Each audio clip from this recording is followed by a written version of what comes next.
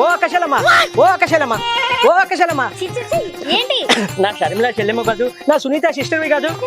అబ్బా అంత చీటీ అనేలాగా నేనేం చేశానమ్మా? లక్షలు అమ్మ ఒడి ఇచ్చాను కదా. నీ బొట్టుగాడు సొమ్మేమని ఇచ్చావా? మా డబ్బే కాదేసి తిప్పి తిప్పి మిగిలింది మా మొహాలు కొట్టావు. అలా అనకమ్మా, నా చిట్టి చెల్లెలు కాదు. గడప గడపకి అంతా మంచి చేసిన కదమ్మా.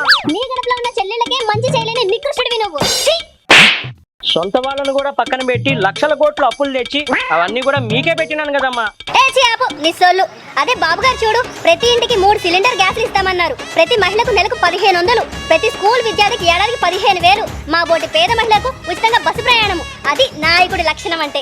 అందుకే ఓడిచ్చానంటావా? వస్తుంది, నాకు టైం వస్తుంది.